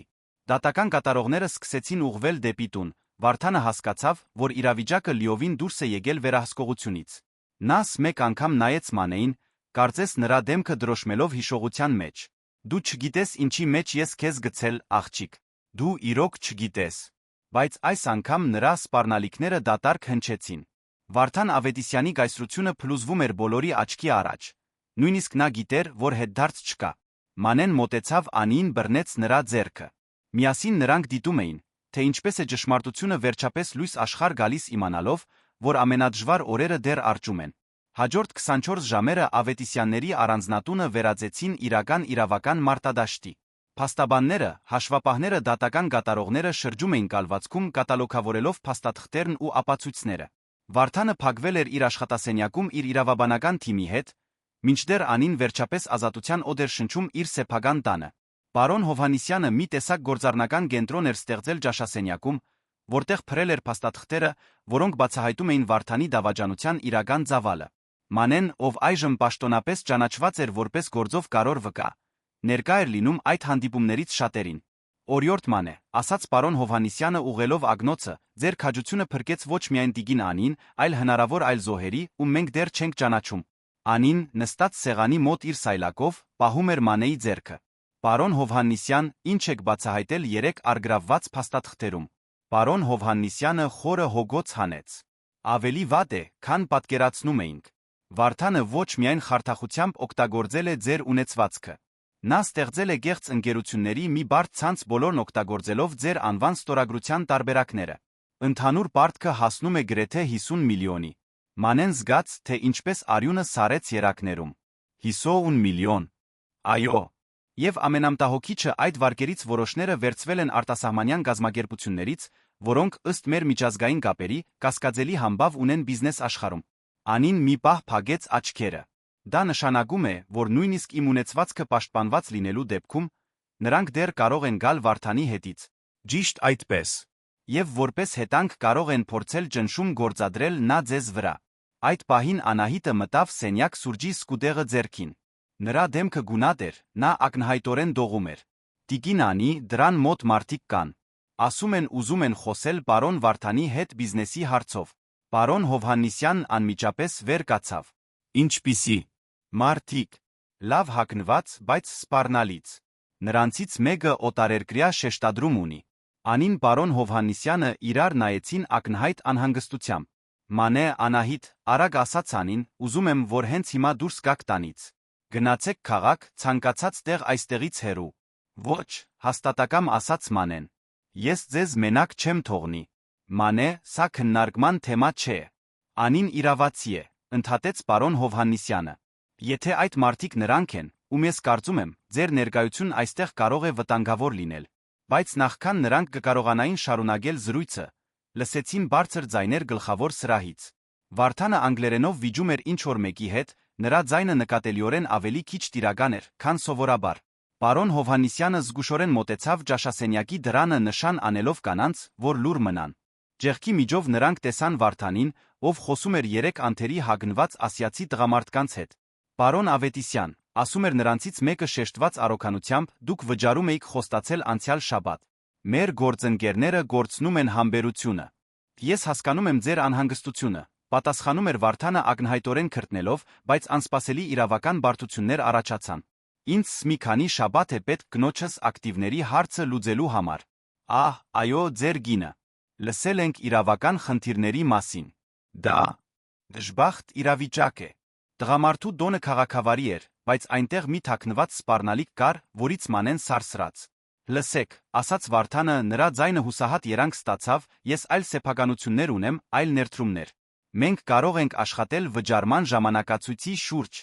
Պարոն Ավետիսյան, տղամարդը մեղմորեն ընդհատեց նրան, մեր գործընկերներն արդեն շատ համբերատար են եղել։ Նրանք սպասում էին, որ դուք սա գլուծեք լուր օգտագործելով ձեր կնոջ ռեսուրսները։ Հիմա, երբ դա այլս հնարավոր չէ, նա նշանակալից դադար տվեց։ Թերս ժամանակն է, որ դիտարկենք վերականգնման այլընտրանքային մեթոդներ։ Վարդանը գուլ տվեց թուքը։ Ինչ նկատի ունեք այլընտրանքային մեթոդներ ասելով։ Դուք այստեղ արժեքավոր սեփականություն ունեք։ Մի գին, ով չնայած իր ֆիզիկական սահմանափակումներին, դեռս զգալի ռեսուրսներ ունի։ Թերս կարելի է համաձայնության գալ։ Պարոն Հովհաննիսյանը շրջվեց դեպի Անին շշնջաց։ Նրանք սպառնում են ձեզ որպես գրավ օգտագործել։ Մենք պետք է հենց հիմա ոստիկանություն կանչենք։ Բայց Անին օրորեց գլուխը։ Եթե հիմա ոստիկանություն կանչենք, դա կարող է սրել իրավիճակը։ Իսկ եթե նրանք պարզեն, որ մենք լսում ենք։ Մանեն, ով մինչ այդ լուր էր մնացել, հանկարծ վեր կացավ։ Ես մի միտք ունեմ։ Նախքան որե մեկը կկարողանար նրան կանգնեցնել, նա դուրս եկավ ճաշասենյակից վճռականորեն քայլեց դեպի գլխավոր սրահ։ Անին հուսահատ շուգով կանչեց նրա անունը, բայց արդեն ուշ էր։ Կներեք, ասաց Մանեն ընդհատելով զրույցը սրահում։ Բոլոր հայացքները ուղղվեցին դեպի նա։ Վարդանը սարսափով, ասիացի տղամարդիկ հետաքրքրությամբ։ Պարոն Վարդան, տիկին Անին խնդրում է շտապ խոսել ձեզ հետ։ Նա ասաց, որ դա այն փաստաթղթերի մասին է, որոնք այսօր բերել է պարոն Հովհաննիսյանը։ Վարդանը նայեց նրան շփոթմունքով զայրույթով։ Մանե, անմիջապես վերադարձիր քո գործերին։ Սպասեք, ասաց այն տղամարդը, ով խոսում էր։ Սա է այն սպասուհին, ում մասին լսել ենք։ Այն մեկը, ով օգնել է ձեր գնոջը իրավական հարցերում։ Մանեն զգաց, թե ինչպես սիրտն արագացավ, բայց պահպանեց հանգստությունը։ Ես պարզապես աշխատում եմ այստեղ, պարոն։ Տղամարդը մոտեցավ նրան ուսումնասիրելով նրա դեմքը։ Հետաքրքիր է։ Շատ երիտասարդ սպասուհի այդքան բարդ հարցերում ներգրավված լինելու համար։ Նա ոչ մի բանում ներգրավված չէ, արագ ասաց Վարդանը։ Նա պարզապես մի երեխա է, ով չի հասկանում։ Վարդան, Անիի ձայնը կտրեց զրույցը։ Նա հայտնվել էր ճաշասենյակի մուտքի մոտ իր սայլակով պարոն Հովհաննիսյանի ուղեկցությամբ։ Ներկայացրու ինձ քո ընկերներին։ Սրահում կատարյալ լռություն տիրեց։ Անին խոսել էր մի տիրականությամբ, որը նրանցից ոչ մեկը չէր սպասում սայլագին գամված կնոջից։ Գինս հիվանդ է, արագ ասաց Վարդանը։ Նա չպետք է։ Ես ինձ հրաշալի եմ զգում, ընդհատեց Անին ուղղելով իր սայլակը դեպի սրահի կենտրոն։ Եվ կարծում եմ, որ դուք այստեղ եք ամուսնուս պարտքերը քննարկելու համար։ Ասիացի տղամարդը ժպտաց, բայց դա ընկերական ժպիտ չէր։ Տիկին Ավետիսյան, վերջապես ձեզ հետ ծանոթանալը պատիվ է։ Պատիվն իմն է։ Եվ կարծում եմ կարող է հստակեցնել որոշ բաներ այդ պարտքերի վերաբերյալ։ Վարդանը փորձեց միջամտել։ Անի, դու չես հասկանում իրավիճակը։ Ես հիանալի եմ հասկանում։ Անին շրջվեց դեպի այցելուները։ Ամուսինս այս պարտքերը գուտագել է օգտագործելով իմ անունը իմ ունեցվածքը առանց իմ թույլտվության։ Դա խարդախություն է, ես որե իրավական պարտավորություն չունեմ դրանք մարելու։ Խմբի առաջնորդը ուշադիր ուսումնասիրեց Անիին։ Դա տեխնիկապես ճիշտ է, Տիգին Ավետիսյան։ Բայց մեր գործընկերները պարտադիր չէ, որ լինեն մարդիկ, ովքեր մտահոգվում են իրավական տեխնիկական հարցերով։ Այդ դեպքում թերս ձեր գործընկերները պետք է ավելի զգույշ լինեին գործընկեր ընտրելիս, պատասխանեց Անին չընկրկելով։ Լարվածությունը սրահում գրեթե շոշափելի էր։ Մանեն զգում էր բոլոր հայացքները իրենց վրա գնահատող, հաշվարկող։ Բացի այդ, շարունակեց Անին, պետք է տեղեկացնեմ ձեզ, որ այս զրույցը ձայնագրվում է, որ տեղական իշխանություններն արդեն տեղյակ են իրավիճակին։ Դա սուտ էր, բայց հնչեց համոզիչ։ Ասիացի տղամարդը շուրջը նայեց առաջին անգամ նկատելով պարոն Հովհաննիսյանի ներկայությունը ճաշասենյակում ակնհայտորեն փռված իրավական փաստաթղթերը։ Հետաքրքիր է, շնջաց նա։ Թվում է, թե իրավիճակն ավելի բարդ է, քան մեր բարեկամ Վարդանը մեզ հասկացրել էր։ Նա շրջվեց դեպի Վարդանը սառը հայացքով։ Պարոն Ավետիսյան, դուք մեզ հավաստիացրել էիք, որ լիակատար վերահսկողություն ունեք ընտանեկան ակտիվների վրա։ Ակնհայտորեն դա այլս ճիշտ չէ։ Ես կարող եմ սա լուծել, ասաց Վարդանը հուսահատված։ Ինձ պարզապես ժամանակ է պետք։ Ժամանակը հենց այն է, ինչ դու այլս չունես։ Տղամարդը նուրբ ժեստ արեց իր ուղեկիցներին, ովքեր սկսեցին շարժվել դեպի դուռը։ Տիկին Ավետիսյան, ասաց նա վերջին անգամ շրջվելով դեպի Անին, դուք ունեք մեր համագրանքը ձեր դժբախտ իրավիճակի համար։ Հուսով ենք, որ ձեզ կհաջողվի պատշաճ կերպով լուծել ձեր ամուսնական խնդիրները։ Սպառնալիքը հստակ էր։ Նրանք գիտեին, թե որտեղ է նա ապրում, գիտեին նրա խոցելիությունը։ Տղամարդկանց հեռանալուց հետո սրահում մի քանի րոպե կատարյալ լռություն տիրեց։ Վարդանը գունատ էր, քրտնած, ակնհայտ խուճապի մեջ։ Դուք գաղափար չունեք, թե ինչ արեցիք հենց նոր, շնջաց նա։ Այդ մարդիկ չեն մոռանում։ Նրանք չեն ներում։ Անին նայեց ամուսնուն խղճահարության նողկանքի խառնուրդով։ Վարդան, դու ես սա բերել մեր տուն։ Մեր կյանք։ Եվ հիմա ստիպված ես լինելու առերեսվել հետանքներին։ Պարոն Հովհաննիսյանը մոտեցավ Անիին։ Տիգին Ավետիսյան, կարծում եմ խոհեմ կլինի դիտարկել լրացուցիչ պաշտպանական միջոցներ։ Այդ մարդիկ կարող են վերադառնալ։ Գիտեմ, պատասխանեց Անին։ Բայց ես չեմ պատրաստվում ապրել թաքնված նրա ընտրությունների պատճառով։ Մանեն մոտեցավ Անին նրբորեն դիպավ նրա ձեռքին։ Տիգին Անի, ինչ ենք անում հիմա։ Անին բռնեց աղջկա ձեռքը սեղմեց այն։ Հիմա, սիրելիս, մենք պատրաստվում ենք խաղի ավարտին։ Որովհետ զգում եմ, որ վատթարագույնը դեռ արջում է։ Այդ գիշեր, երբ առանձնատունը վերջապես հանդարտվեց, Մանեն չէր կարողանում քնել։ Իր սենյակի պատուհանից նա տեսնում էր անվտանգության լույսերը, որոնք լուսավորում էին այգիները, չէր կարողանում ազատվել այն զգացողությունից, որ իրենց հետում են։ Արդարության համար պայքարը հաղթանակած էր, բայց անվտանգության համար պատերազմը նոր էր սկսվում։ 3 շաբաթ էր անցել կրեդիտորների անսպասելի այցից, իրավիճակը Ավետիսյանների առանձնատանը կտրուկ փոխվել էր։ Վարդանին պաշտոնապես մեղադրանք էր առաջադրվել խարդախության յուրացման համար, նա սպասում էր դատավարությանը գրավի դիմաց ազատության մեջ։ Նա տեղափոխվել էր Երանում գտնվող մի բնակարան առանձնատունը թողնելով Անիի լիակատար վերահսկողության տակ։ Մանեն դիտում էր, թե ինչպես է Անին համակարգում անվտանգության նոր համակարգի տեղադրումը։ Մինչ հեռախոսով խոսում էր պարոն Հովհաննիսյանի հետ հաջորդ իրավական քայլերի մասին։ Տպավորիչ էր, թե ինչպես էր այդ կինը կերպարանափոխվել։ Այն փխրուն հնազանդ կերպարից, որին նա ճանաչում էր, հայտնվել էր մի վճռական խորաթափանց ղեկավար։ Մանե, կարող ես մի պահ գալ այստեղ, կանչեց Անին հյուրասենյակից։ Աղջիկը մոտեցավ նկատելով, որ Անին ձեռքում մի պաշտոնական ծրար էր պահում։ Նրա դեմքին բավարարվածության մելամաղձության խառնուրդ կար։ Ամուսնալուծությունն այսօր պաշտոնականացվեց, ասաց Անին ցույց տալով թղթերը։ 8 տարվա ամուսնությունից հետո ես պաշտոնապես ազատ եմ։ Ինչպես եք ձեզ զգում։ Անին մի պահ լուր մնաց պատուհանից նայելով այգիներին, որոնք այժմ իսկապես իրենն էին։ Թեթացած,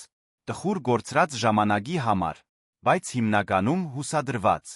Այդ պահին Անահիտը մտավ սենյակ թեյ թխվածքաբլիթներ բերելով։ Վերջին շաբաթների ընթացքում նա Անի համար ավելին էր դարձել, քան պարզապես սպասուհի, նա դարձել էր վստահելի անձընկեր։ Լսեցիք նորությունները, հարցրեց Անահիտը թեյը մատուցելով։ Լրագրող Արման Սարգսյանն ասաց, որ այսօր երեկոյան հատուկ ռեպորտաժ է հեռարձակելու ողջ գործի մասին։ Անին հոգոց հանեց։ Հուսով եմ նա հարգալից կլինի փաստերի հանդեպ։ Այս իրավիճակն արդեն բավականաչափ հանրայնացվել է։ Տիգին Անի, ասաց Մանեն մի փոքր տատանվելով, կարող եմ մի անձնական հարց տալ։ Իհարկե, սիրելիս։ Դուք երբե զղջացել եք պայքարելու համար։ Ավելի հեշտ չէր լինի պարզապես ընդունել իրավիճակը։ Անին ժպտաց, բայց նրա աչքերում մի խորություն կար, որը ցույց էր տալիս փորձառության ծանրությունը։ Մանե, երբ դու բանտարկված ես լինի դա սայլակի մեջ, թե թունավոր ամուսնության մեջ, դու կարող ես ընտրել կամ ընդունել բանտը, կամ պայքարել ազատության համար։ Ընդունելը կնշանակեր դանդաղ մահանալ։ Պայքարելը միակ ձներ նորից ապրել սկսելու համար։ Դրան զանգի ձայնը ընդհատեց զրույցը։ Անահիտը գնաց բացելու վերադարձավ մի անակնկալով։ Գայանեն էր Անի գրտսեր քույրը, ով բնակվում էր արտերկրում 2 տարի չէր այցելել։ Անի։ Գայանեն վազեց գրգելու քրոջը, արցունքները հոսում էին դեմքով։ Ես եկա հենց իմացա։ Ինչո՞ւ ինձ ավելի շուտ չէիր պատմել, թե ինչ է կատարվում։ Երկու քույրերը երկար գրկախառնված մնացին։ Մանեն տեսավ, թե ինչպես Գայանեի ներկայությունը հատուկ փայլ բերեց Անիի աչքերին։ Չէի ուզում քեզ անհանգստացնել, ասաց Անին։ Եվ անկեղծ ասած, մինչ մի քանի շաբաթ առաջ համոզված չէի, որ կկարողանամ դուրս գալ այս իրավիճակից։ Գայանեն շրջվեց դեպի Մանեն, ով փորձում էր անկատ դուրս գալ սենյակից քույրերին առանձնություն տալու համար։ Դու պետք է որ Մանեն լինես։ Անին ինձ ամեն ինչ պատմել է քո քաջության մասին։ Ինչպես կարող եմ շնորհակալություն հայտնել քրոջս փրկելու համար։ Մանեն գարմրեց։ Ես պարզապես արեցի այն, ինչ ցանկացած արժանապատիվ մարդ կաներ, տիկին։ Ոչ, հաստատակամ ասաց Անին։ Դու արեցիր այն, ինչ կաներ միայն բացառիկ քաջություն ունեցող մարդը։ Մարդկանց մեծ մասը պարզապես հայացքը կշեղեր։ Այդ կեսօրին, երբ քույրերը զրուցում էին այգում, Մանեն օգնում էր Անահիտին խոհանոցում, երբ լսեցին մի ծանոթ մեքենայի կայանելը դրսում։ Վարդանն էր։ Անահիտը Մանեն տագնապած իրար նայեցին։ Գնամ զգուշացնեմ տիկին Անին, ասաց Անահիտը, բայց Մանեն կանգնեցրեց նրան։ Թող ես գնամ։ Ուզում եմ նրան ինքս տեսնել։ Մանեն գտավ Անիին Գայանեին այգում զգուշացնելով Վարդանի ժամանման մասին։ Անին հանգիստ գլխով արեց։ Սպասում էի, որ նա ի վերջո կգա։ Վարդանը հայտնվեց այգում քայլելով, բայց նա գրեթե անճանաչելի էր։ Այն տղամարդը, ով նախկինում գոռոզություն վերահսկողություն էր ճառագում, հիմա ձերացած էր թվում, հոգնած, պարտված։ Նրա հագուստը թե դեռ թանկարժեք էր, բայց ճմրթված էր, նրա շարժումների մեջ մի անվստահություն կար, որը նախկինում երբեք չէր եղել։ Անի, ասաց նա կանգնելով հարգալից հեռավորության վրա։ Կարող եմ խոսել քեզ հետ։ Անին երկար ժամանակ ուսումնասիրեց նախկին ամուսնուն նախքան գլխով անելը։ Գայանե, Մանե, կարող եք մեզ մի պահ մենակ թողնել։ Նրանք հեռացան, բայց մնացին բավականաչափ մոտ անհրաժեշտության դեպքում միջամտելու համար։ Անի, ես եկել եմ ներողություն խնդրելու։ Վարդանը նստեց մոտակա նստարանին շատ ավելի փոքր երալով, քան Մանեն հիշում էր նրան։ Ներում չեմ ակնկալում։ Գիտեմ, որ այն, ինչ արել եմ, աններելի է։ Ես կործանեցի մեր կյանքը, դավաճանեցի քո վստահությունը, գրեթե կործանեցի քեզ այդ ընթացքում։ Անին լուր մնաց թույլ տալով նրան շարունակել։ Ճշմարտությունն այն է, որ երբ դու հիվանդացար, ես խուճապի մատնվեցի։ Ոչ միայն քո վիճակի համար, այլ այն բանի համար, թե ինչ էր դա նշանակում մեր սոցիալական կյանքի, մեր բիզնեսի, մեր իմիջի համար։ Ես չկարողացա հաղթահարել խոցելիությունը ոչ քոնը, ոչ իմը։ Նա առաջին անգամ ուղիղ նայեց նրան։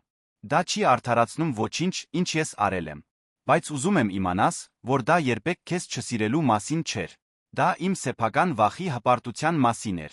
Անին խորը շունչ քաշեց նախքան խոսելը։ Վարդան, գիտես որն էր այս ամենի ամենացավոտ մասը։ Ֆինանսական դավաճանությունը չէր։ Դա այն գիտակցումն էր, որ այն տղամարդը, ում հետ ես ամուսնացել էի, երբեք ինձ չի տեսել որպես ամբողջական մարդ։ Երբ ես առողջ էի օգտակար քո իմիջի համար, ես արժեքավոր էի։ Երբ դարձա անհարմարություն, դու ինձ դեն նետեցիր գոտրված իրի պես։ Վարդանը կախեց գլուխը ակնհայտորեն պայքարելով զգացմունքների դեմ։ Իսկ գիտես ինչն է ինձ ավելի շատ ցավեցնում, շարունակեց Անին։ Այն, որ ես այդքան ուշ հասկացա իմ սեփական արժեքը։ Թույլ տվեցի, որ քո աղավաղված պատկերացումն իմ մասին դառնա իմ սեփական պատկերացումը։ Անի, ոչ, թող ավարտեմ։ Դու ինձ ստիպեցիր զգալ, որ հիվանդությունս ինձ դարձնում է պակաս կին, պակաս մարդ։ Բայց մի 17-ամյա աղջիկ ինձ ցույց տվեց, որ իմ արժեքը կախված չէ իմ ֆիզիկական կարողությունից կամ որե տղամարդու հավանությունից։ Անին նայեց Մանեին, ով զգաց, թե ինչպես են արցունքները լցվում աչքերը։ Վարդան, դու գործրեցիր ոչ միայն իմ կարողությունը, այլ շատ ավելի արժեքավոր մի բան հնարավորությունը բացահայտելու, թե ով եմ ես իրականում, երբ չեմ փորձում լինել այն, ինչ դու էիր ուզում, որ լինեմ։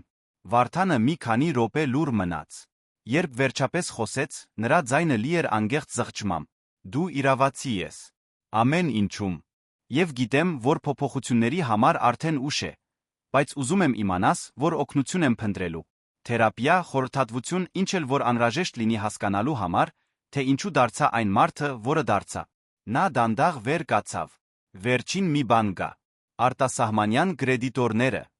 Նրանք համաձայնել են վճարման պլանի, որը չի առնչվում քեզ կամ քո սեփականությանը։ Տարիներ գտի, մինչ ես ամեն ինչ մարեմ, բայց դու պաշտպանված ես։ Անին գլխով արեց։ Շնորհակալություն գոնե դրա համար։ Վարդանս մեկ անգամ նայեց այն գնոջը, ում հետ ամուսնացած էր եղել, հետո Մանեին, ով նրան դիտում էր զգուշության գարեկցանքի խառնուրդով։ Մանե, ասաց նա, դու ճիշտ վարվեցիր։ Նույնիսկ եթե ես այդ ժամանակ չէի կարողանում դա տեսնել։ Շնորհակալություն նրան պաշտպանելու համար, երբ ես ձախողվեցի դա անել։ Վարդանի հեռանալուց հետո Անին, Գայանեն Մանեն նստած մնացին այգում խորհրդավոր լռության մեջ։ Արը մայր էր մտնում ոսկեգույն ստվերներ ստեղծելով այգիների վրա, որոնք վերջին շաբաթների ընթացքում այդքան դրամաների ականատես էին եղել։ Անի, վերջապես ասաց Գայանեն, ինչ ես անելու հիմա։ Անին ժպտաց, դա մի անգեղծ ժպիտ էր լի հնարավորություններով։ Ապրելու եմ, Գայանե։ Իսկապես ապրելու եմ։ Թերս վերադառնամ ուսմանս, ավարտեմ բանասիրության մագիստրատուրան, որը թողեցի, երբ ամուսնացա։ Թերս ճամփորդեմ։ Թերս պարզապես սովորեմ գնահատել ամեն մի օրը առանց վախի։ Նա շրջվեց դեպի Մանեն։ Իսկ դու, սիրելիս, ինչ ես ծրագրում անել քո կյանքի հետ։ Մանեն վերջին շաբաթների ընթացքում շատ էր մտածել այդ մասին։ Ուզում եմ իրավաբանություն սովորել, Տիգին Անի։ Ուզում եմ օգնել այն մարդկանց, ովքեր ձեր իրավիճակի նման իրավիճակներում են։ Մարդկանց, ովքեր կարիք ունեն մեկի, ով կհավատա իրենց կպայքարի նրանց համար։ Անին բռնեց Մանեի ձեռքերը։ Ուրեմն հենց դա էլ կանես։ Եվ ես կհոգամ, որ դու ունենաս բոլոր անհրաժեշտ ռեսուրսները հաջողության հասնելու համար։ Անահիտը հայտնվեց այգում ընդհատելով պահը։ Տիկնայք, ռեպորտաժը սկսվում է։ Նրանք ուղղվեցին դեպի հյուրասենյակ, որտեղ հեռուստացույցով հայտնվեց Արման Սարգսյանը լուրջ պրոֆեսիոնալ։ Բարի երեկո։ Սա մի պատմություն է քաջության, արդարության ճշմարտության ուժի մասին։ Այն մասին, թե ինչպես մի 17-ամյա աղջիկ փոխեց մի կյանքի ընթացքը բացահայտեց խարդախության մի սխեմա, որը կարող էր կործանել մի ողջ ընտանիք։ Ռեպորտաժը պատմեց ողջ պատմությունը նրբանկատությամբ ճշգրտությամբ ընդգծելով ոչ միայն Վարդանի հանցագործությունները, այլ Մանեի քաջությունը Անի ուժը իր կյանքը վերակառուցելու հարցում։ Այս արտասովոր պատմության ավարտին, ասաց Արմանը ուղիղ նայելով տեսախցիկին, մենք հիշում ենք, որ իսկական ուժը չի գալիս իշխանությունից կամ փողից, այլ այն դրամադրվածությունից անելու այն, ինչ ճիշտ է, նույնիսկ երբ դա անձնական զոհողություն է պահանջում։ Երբ ռեպորտաժն ավարտվեց, 4 կանայք Անին, Գայանեն, Անահիտը Մանեն նստած մնացին հարմարավետ լռության մեջ։ Գիտեք, վերջապես ասաց Անին, ես միշտ կարծում էի, որ քաջությունը մի բան է, որով դու կամ ծնվում ես, կամ ոչ։ Բայց Մանեն ինձ սովորեցրեց, որ քաջությունն ընտրություն է, որը մենք անում ենք ամեն օր։ Ընտրությունը խոսելու, երբ ավելի հեշտ կլիներ լռելը։ Ընտրությունը գործելու, երբ ավելի ապահով կլիներ ոչինչ չանելը։ Նա պատուհանից նայեց այգիներին, որոնք այժմ լուսավորված էին անվտանգության լույսերով,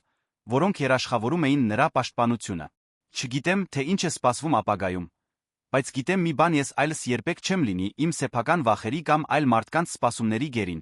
Մանեն ժպտաց զգալով մի լիարժեքություն, որը երբեք չէր փորձարկել։ Նա գտել էր իր ձայնը, իր նպատակը մի նոր ընտանիք այն մարդկանց մեջ, ովքեր սովորել էին վստահել միմյանց դժվարությունների գրագի միջով։ Տիգին Անի, մեղմ ասաց նա, դուք ասացիք, որ ես ձեզ ազատեցի։ Բայց ճշմարտությունն այն է, որ դուք ինձ նույնպես ազատեցիք։ Ինձ ցույց տվեցիք, որ անկախ նրանից, թե որքան անտեսանելի ես քեզ զգում, քո գործողությունները կարող են փոխել ինչ-որ մեկի աշխարհը։ Արցունքները ազատ հոսում էին 4 կանանց դեմքերով, բայց դրանք երախտագիտության, հույսի նոր սկզբի արցունքներ էին։ Այդ գիշեր տարիների ընթացքում առաջին անգամ Ավետիսյանների առանձնատունը իսկապես տուն էր ոչ թե սոցիալական ներկայացումների բեմ կամ մանիպուլյացիաների թատերաբեմ, այլ մի վայր, որտեղ իրական մարդիկ կարող էին վերջապես լինել անգեղծ, խոցելի անգեղծորեն երջանիկ։ Իսկ այդ ամենի կենտրոնում մի 17-ամյա աղջիկ էր, ով սովորել էր, որ երբեմն մեծագույն քաջությունը գալիս է փոքր փաթեթներով, որ ճիշտ վարվելը միշտ չէ, որ հեշտ է, բայց միշտ արժե դրան։ 6 ամիս անց Ավետիսյանների առանձնատունը լիովին կերպարանափոխվել էր։ Այն, ինչ նախկինում արտաքին ելույթների պարտադրված լռության դամբարան էր, այժմ բաբախում էր իրական կյանքով։ Անին երկրորդ հարկի 3 սենյակները վերածել էր աշխատասենյակի անձնական գրադարանի, որտեղ անցկացնում էր իր առավոտները գրելով սովորելով։ Առաջին անգամն էր իր հիվանդության ախտորոշումից ի վեր, որ նա նպատակ էր գտել, որը շատ ավելին էր, քան պարզապես գոյատելը։ Անահիտը շարունակում էր որպես տան կառավարիչ, բայց այժմ նրա դերը շատ ավելի նշանակալից էր դարձել։ Անին պնդել էր, որ նա մասնագիտական տնային կառավարման վերապատրաստում անցնի։ Անահիտը բացահայտել էր, որ բնատուր տաղանդ ունի գալվածքը արդյունավետությամբ նրբագեղությամբ համակարգելու հարցում։ Ավելի կարևոր է, որ նա Անիի հետ ձեռք էր բերել անկեղծ ընկերություն, որը վեր էր ցանկացած աշխատանքային հարաբերությունից։ Մանեն իր հերթին հաջախում էր բուհական ընդունելության նախապատրաստական ինտենսիվ դասընթացների կենտրոնանալով իր նպատակի վրա սովորել իրավաբանություն։ Անին պնդել էր ֆինանսավորել ոչ միայն նրա ուսումը, այլ ապահովել լավագույն կրթական հնարավորությունները։ Շաբաթական 3 անգամ Մանեն գնում էր Երան մասնագիտացված դասախոսների մոտ պարապմունքների, միշտ վերադառնալով առանձնատուն օրվա վերջում։ Մանե, ինչպես անցավ փիլիսոփայության դասն այսօր, հարցրեց Անին, երբ նրանք միասին թեյ էին խմում այգում։ Մի ավանդույթ, որը ձավորել էին հինգշաբթի կեսօրներին։ Մարտահրավերներով լի էր, պատասխանեց Մանեն թերթելով իր նշումները։ Քննարկում էինք էթիկան, բարոյական պատասխանատվությունը։ Դասախոսը մի հետաքրքիր հարց տվեց. Որն է մեր պարտականությունը, երբ ականատես ենք լինում անարդարության։ Անին ժպտաց. Իսկ որն էր քո պատասխանը։ Ես ասացի, որ մեր պարտականությունը գործելն է, նույնիսկ երբ դա մեզ վտանգի տակ է դնում, որ լռությունը կարող է լինել մեղսակցության միծ։ Իմաստուն պատասխան մեկի կողմից, ով այդ փիլիսոփայությունն ապրել է գործնականում։ Այդ պահին Գայանեն հայտնվեց այգում թղթերով ոգորված արտահայտությամբ։ Նա որոշել էր մշտական բնակության տեղափոխվել Հայաստան Անին ավելի մոտ լինելու համար, օգնում էր քրոջը կազմակերպել մի հատուկ նախագիծ։ Անի, Մանե, հիմնադրամի մասին նորություններ ունեմ, ասաց Գայանեն միանալով նրանց այգու սեղանի շուրջ։ Ամուսնալուծության վերջնականացումից 2 շաբաթ անց Անին մի որոշում էր կայացրել, որը զարմացրել էր բոլորին։ Նա ստեղծելու էր մի հիմնադրամ նվիրված խոցելի իրավիճակներում գտնվող կանանց օգնելուն, հատկապես նրանց, ովքեր բախվում են ընտանեկան բռնության կամ ֆինանսական շահագործման։ Հույսի հիմնադրամը, ինչպես անվանվել էր, լինելու էր իր տառապանքը վերափոխելու ձմի բանի, որը կարող էր օգուտ բերել այլ մարդկանց։ Փաստաբաններն ավարտել են բոլոր իրավական փաստաթղթերը, շարունակեց Գայանեն։ Եվ մենք ստացել ենք ոչ արտրային գազམ་ակերպության կարգավիճակի հաստատումը։ Կարող ենք պաշտոնապես սկսել գործունեությունը հաջորդ ամիս։ Անին վերցրեց թղթերը, նրա աչքերը փայլում էին մի էներգիայով, որը Մանեն չէր տեսել նրա հիվանդության դրսևորումից ի վեր։ Դա նշանակում է, որ մենք շուտով կկարողանանք ընդունել առաջին շահառուներին։ Ճիշտ այդպես։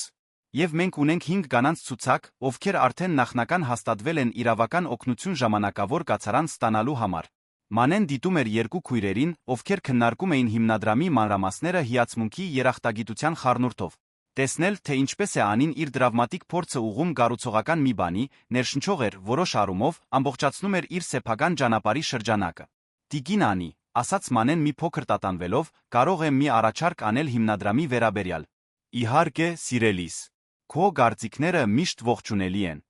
Ես մտածում էի, թերս հիմնադրամը կարող էր նա կրթական ծրագիր ունենալ։ Սովորեցնել երիտասարդներին, հատկապես խոցելի ընտանիքների աղջիկներին, իրենց իրավական իրավունքների մասին ինչպես ճանաչել մանիպուլյացիայի նշանները։ Գայանեն ձափահարեց։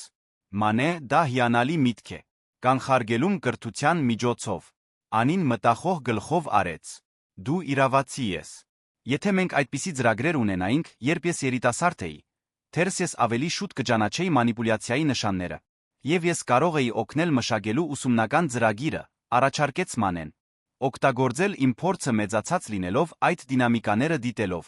Այդ պահին Անահիտը հայտնվեց այգում թարմ թխվածքաբլիթների սկուտեղով թեթագի անհանգստացած արտահայտությամբ։ Տիկին Անի, ձեզ համար զանգ կա։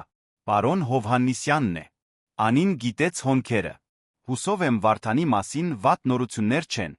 Նա գնաց պատասխանելու զանգին թողնելով Մանեին Գայանեին մենակ այգում։ Վերջին ամիսների ընթացքում Մանեն մտերիմ հարաբերություններ էր հաստատել Գայանեի հետ, ով նրա համար դարձել էր ավագ քրոջ պես։ Մանե, մեղմ ասաց Գայանեն, կարող եմ ասել, որ հրաշալի է տեսնել այն կերպարանափոխությունը, որ դու բերեցիր քրոջս կյանք։ Ես ոչինչ չեմ արել ավելին, քան այն, ինչ ցանկացած մարդ պետք է աներ։ Դա ճիշտ չէ, դու դա գիտես։ Նախքան քո խոսելը, Անին հաշտվում էր բանտարկյալի կյանքի հետ։ Դու նրան վերադարձրեցիր հույսը, որ ավելի կարևոր է արժանապատվությունը։ Մանեն մի պահ լուր մնաց մշակելով Գայանեի խոսքերը։ Գիտես, Գայանե, երկար ժամանակ ես ինձ անտեսանելի էի զգում այս տանը։ Կարծես իմ կարծիքը կամ ներկայությունը նշանակություն չունեին։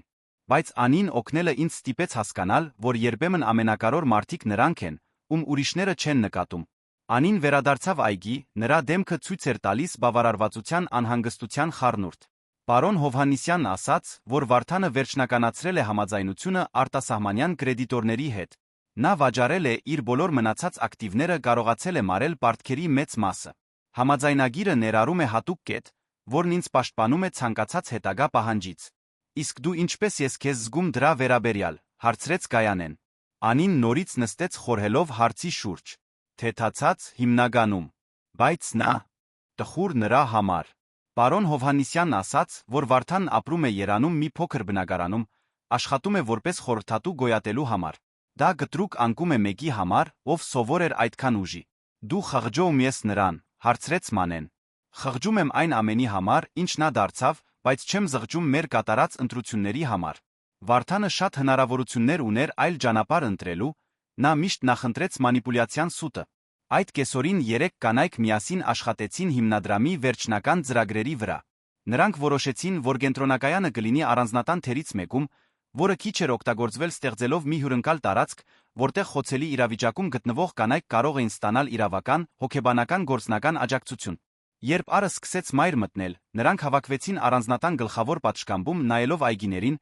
որոնք վերջին ամիսներին այդքան կերպարանափոխությունների ականատես էին եղել։ Գիտեք, ասաց Անին ընդհատելով խորհրդավոր լռությունը, ես սովորաբար նայում էի այս այգիներին, տեսնում էի միայն այն մագերեսային կատարելությունը, որը Վարդանը պնդում էր պահպանել։ Հիմա, երբ նայում եմ դրանց, տեսնում եմ հնարավորություններ։ Տեսնում եմ մի վայր, որտեղ իրական մարդիկ կարող են գտնել խաղաղություն նորացում։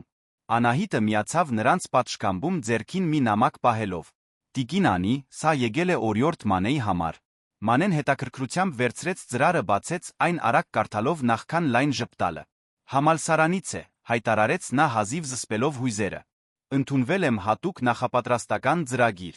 Եթե պահպանեմ գնահատականներս, հաջորդ տարի երաշխավորված տեղ կունենամ իրավաբանական ֆակուլտետում։ Անին մոտեցավ Մանեին, ամուր գրկեց նրան։ Ես երբեք չեմ կասկածել, որ դու կհասնես դրան։ Դու ունես անհրաժեշտ վճռականությունն ու ինտելեկտը հաջողության հասնելու համար ցանկացած բանում, որ ընտրես։ Իսկ երբ ավարտես, ավելացրեց Գայանեն, հուսով ենք, որ կդիտարկես մեզ հետ հիմնադրամում աշխատելը։ Մենք նվիրված իրավաբանների գարիք կունենանք, ովքեր իսկապես հասկանում են մեր առաքելությունը։ Մանեն զգաց երախտագիտության արդյունքները աչքերում։ Պատիվ կլիներ ձեզ հետ աշխատելը։ Ավելին, քան պատիվ, դա կլիներ իրականացած երազանք։ Այդ գիշեր Անահիտի հեռանալուց Գայանեի իր սենյակ գնալուց հետո Անին Մանեն մենակ մնացին գրադարանում։ Անին դասավորում էր որոշ գրքեր, որոնք ծրագրում էր նվիրել հիմնադրամի գրադարանին, մինչդեռ Մանեն սովորում էր իր նախապատրաստական քննությունների համար։ Մանե, մեղմ ասաց Անին, մի բան կա, որ ուզում եմ քեզ տալ։ Նա բացեց իր գրասեղանի դարակը, հանեց մի փոքրիկ թավշյա տուփ։ Ներսում մի նուրբ մատանի էր կապույտ քարով, որը մեղմ փայլում էր լամպի լույսի տակ։ Այս մատանին պատկանել է մորս, իսկ նրանից առաջ տատիկիս։ Այն միշտ փոխանցվել է ընտանիքի ավագ դստերը, բայց ես երբեք երեխաներ չեմ ունեցել։ Ուզում եմ, որ այն քոնը լինի։ Մանեն մնաց ապշած նայելով զարդին, որն ակնհայտորեն անգնահատելի հուզական արժեք ուներ։ Տիկին Անի, ես չեմ կարող սա ընդունել։ Այն շատ թանկարժեք է, շատ կարևոր ձեր ընտանիքի համար։ Մանե, դու դարձել ես իմ ընտանիքի մի մասը մի ձով, որը շատ ավելին է, քան արյունը կամ ամուսնությունը։ Դու ինձ ցույց տվեցիր, թե ինչ է իսկական քաջությունը։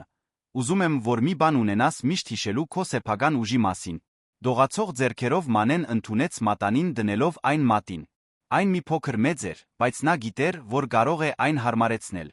Խոստանում եմ, որ կհարգեմ այս նվերը միշտ լինելով այն մարդը,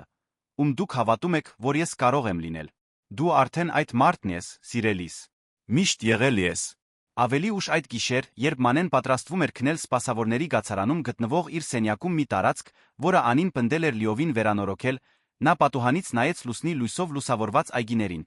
Մի քանի ամսվա ընթացքում նրա կյանքը փոխվել էր այնպիսի ձևով, որոնք նա երբեք չէր կարող պատկերացնել։ Լուր անտեսանելի երիտասարդ աղջկանից նա դարձել էր հեռանկարային ուսանողուհի արջում ունենալով փայլուն ապագա։ Ավելի կարևոր է, որ նա բացահայտել էր, որ ուներ մի ձայն, որն արժանի էր լսվելու, քաջություն այն օգտագործելու համար, երբ անհրաժեշտ էր։ Հաջորդ առավոտ Մանեն արթնացավ գլխավոր այգուց լսվող աշխույժ ձայներից։ Նա արագ հագնվեց, իջավ հետաքննելու, տեսնելով Անիին, Գայանեին, Անահիտին, ովքեր վերահսկում էին հիմնադրամի համար պարագաներով բեռնված ֆուրգոնի ժամանումը։ Մանե, կանչեց Անին, նշան անելով նրան միանալ խմբին։ Եկան հիմնադրամի համար առաջին նվիրատվությունները։ Կահույք, հագուստ, գրքեր, այն ամենը, ինչ մեզ պետք է սկսելու համար։ Մանեն օգնեց բեռնաթափել պարագաները օդում զգալով վարագիչ էներգիա։ Սա մի շատ ավելի մեծ բանի սկիզբ էր, քան նրանցից որևէ մեկը սկզբում պատկերացրել էր։ Կեսօրվա գողմերը պարոն Հովհաննիսյանը ժամանեց հիմնադրամի վերջնական իրավական ասպեկտների շուրջ հանդիպման համար։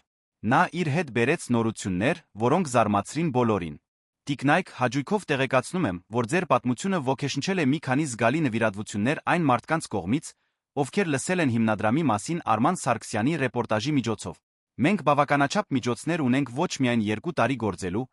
այլ մեր ծառայություններն ընդլայնելու համար շատ ավելի արագ, քան ծրագրված էր։ Անին հուզվեց։ Դա նշանակում է, որ մենք կկարողանանք օգնել շատ ավելի շատ կանանց, քան կարծում էինք։ Ճիշտ այդպես։ Եվս մի բան, պարոն Հովհաննիսյանը ժպտաց։ Երանի մասնավոր համալսարաններից մեկը առաջարկել է համագործակցություն ստեղծելու իրավական պրակտիկայի ծրագիր հատուկ կենտրոնացած կանանց իրավունքների վրա։ Իրավաբանական ֆակուլտետի ուսանողները կարող են աշխատել հիմնադրամի հետ որպես իրենց գործնական պատրաստության մաս։ Մանեն զգաց, թե ինչպես սիրտն արագացավ։ Դա կատարյալ կլիներ այն ժամանակվա համար, երբ ես համալսարանում լինեմ։ Հենց իմ մտքերն են, ասաց Անին ժպտալով Մանեին։ Պարոն Հովհաննիսյանի հեռանալուց հետո 4 կանայք նստեցին հյուրասենյակում քննարկելու հաջորդ քայլերը։ Մթնոլորտը լի էր սպասումով հույսով։ Գիտեք, ասաց Անահիտը ընդհատելով լռության պահը, երբ 15 տարի առաջ սկսեցի աշխատել այս տանը, երբեք չէի պատկերացնի, որ կօգնեի ղեկավարել մի հիմնադրամ խոցելի իրավիճակում գտնվող կանանց համար։ Իսկ ես երբեք չէի պատկերացնի, որ կծրագրեի իրավաբանություն սովորել, ավելացրեց Մանեն։ Ոչ էլ ես պատկերացնում էի, որ գամուսնալուծվեի կստեղծեի մի ոչ արտրային կազմակերպություն, ծիծաղեց Անին։ Կյանքն ունի հետաքրքիր ձեր մեզ տանելու այնտեղ, որտեղ մենք պետք է լինենք։ Գայանեն գլխով արեց։ Հայրս միշտ ասում էր, որ մեծագույն կերպարանափոխությունները գալիս են ամենադժվար պահերից։ Կարծում եմ նա հպարտ կլիներ տեսնելով, թե ինչպես դուք այդքան ցավոտ մի բան վերածեցիք բարության ուժի։ Այդ երեկոյան, մինչ նրանք կազմակերպում էին վերջին մանրամասները հաջորդ շաբաթ հիմնադրամի պաշտոնական բացման համար, Մանեն մտորեց այն մասին, թե ինչպես է իր կյանքը փոխվել։ Ուրիշների դրամաների լուր դիտորդից նա դարձել էր լուծումների ստեղծման ակտիվ մասնակից։ Տիկին Անի, ասաց նա, մինչ օգնում էր դասավորել հիմնադրամի արխիվները, կարող եմ մի խոստովանություն անել։ Իհարկե, սիրելիս։ Երբեմն ես ինձ հարցնում եմ, թե ինչպիսին կլիներ կյանքը, եթե ես այդ օրը քաջություն չգտնեի գործելու։ Եթե ես պարզապես շարունակեի ձացնել, թե չեմ տեսնում այն, ինչ կատարվում է։ Անին դադարեցրեց իր գործը շրջվեց դեպի Մանեն։ Բայց դու գտար այդ քաջությունը։ Եվ դա ամբողջ տարբերությունը ստեղծեց ոչ միայն ինձ համար, այլ բոլոր այն կանանց համար, ում հիմնադրամը կօգնի ապագայում։ Ես պարզապես հույս ունեմ միշտ լինել այդ պատասխանատվության բարձրության վրա։ Մանե, պատասխանատվությունը կատարյալ լինելը չէ։ Դա ներկա լինելն է, անկեղծ լինելը ճիշտ վարվելը, երբ դա կարոր է։ Դու արդեն ապացուցել ես, որ ունես այդ որակները։ Այդ գիշեր 4 կանայք միասին ընթրեցին գլխավոր ճաշասենյակում։ Մի ավանդույթ, որը նրանք զարգացրել էին վերջին ամիսներին։ Զրույցը բնականon հոսում էր հիմնադրամի ծրագրերի, Մանեի ուսման այն մարտահրավերների ընդհանուր հիշողությունների միջ, որոնք նրանք միասին հաղթահարել էին։ Մի բան կա, որ կցանկանայի ասել ձեզ բոլորիդ, ասաց Անին բարձրացնելով իր ջրի բաժակը։ Երբ ես իմ ամենամռայլ պահին էի, ես հավատում էի, որ կյանքս ավարտվել է, որ ես դարձել եմ անկարոր, անտեսանելի, անարժեք։ Դուք ինձ օգնեցիք բացահայտել, որ ես պարզապես մի կերպարանափոխության մեջ էի, որն ինձ տանելու էր դեպի շատ ավելի մեծ մի բան, քան ես նախկինում էի։ Նա նայեց նրանցից յուրաքանչյուրին առանձին։ Անահիտ, քո հավատարմությունն ու իմաստությունը ինձ կայունություն տվեցին, երբ ամեն ինչ փլուզվում էր։ Գայանե, քո անվերապահ սերը ինձ հիշեցրեց, թե ով էի ես նախքան ուրիշների սպասումների մեջ կորչելը։ Եվ Մանե, քո քաջությունը ինձ ներշնչեց նորից գտնել իմ սեփական ուժը։ Արցունքները ազատ հոսում էին բոլոր 4 կանանց դեմքերով, բայց դրանք երախտագիտության հույսի արցունքներ էին, ոչ թե տխրության։ Մենք հիմա ընտանիք ենք, շարունակեց Անին։ Ոչ թե ավանդական ընտանիք, այլ ընտրովի ընտանիք միավորված ընդհանուր փորձառություններով փոխադարձ սիրով։ Եվ միասին մենք շարունակելու ենք փոփոխություն բերել այլ մարդկանց կյանքում, ովքեր հույսի կարիք ունեն։ Նրանք կենաց բարձրացրին այդ նոր ընտանիքի, այդ նոր կյանքի այն անսահման հնարավորությունների համար, որոնք բացվում էին իրենց առջ։ Ավելի ուշ, երբ տունը պատրաստվում էր գիշերվան, Մանենս մեկ անգամ հայտնվեց պատշգամբում նայելով այգիներին, որոնք դարձել էին այդքան կերպարանափոխությունների բեմը։ Ընտանեկան մատանին, որը Անին նրան էր տվել, մեղմ փայլում էր նրա մատին։ Մի մշտական հիշեցում, որ նա այլս այն անտեսանելի երիտասարդ աղջիկը չէր, ով տարիներ առաջ եկել էր այստեղ։ Նա Մանեն էր ուսանողուհի, ապագա իրավաբան, խոցելիների պաշտպան մի ընտանիքի թանկարժեք անդամ, որն ընտրել էր սերը վախի փոխարեն, ճշմարտությունը հարմարավետության փոխարեն, քաջությունը անտարբերության փոխարեն։ Եվ մինչ աստղերը հայտնվում էին գիշերային երկնքում այն առանձնատան վերում, որն այժմ իսկապես արժանի էր տուն գոչվելու, Մանեն հաստատ գիտեր, որ իր ճանապարհը նոր է սկսվում։ Պատմության ավարտ։ Սիրելի ունկնդիրներ, հուսով ենք, որ Անի Մանեի պատմությունը դիպչեց ձեր սրտերին, ինչպես դիպավ մերին։ Քաջության, արդարության վերածննդի մասին այս պատմությունը մեզ հիշեցնում է, որ մենք բոլորս ունենք ուժ փոփոխություն բերելու ինչ-որ մեկի կյանքում։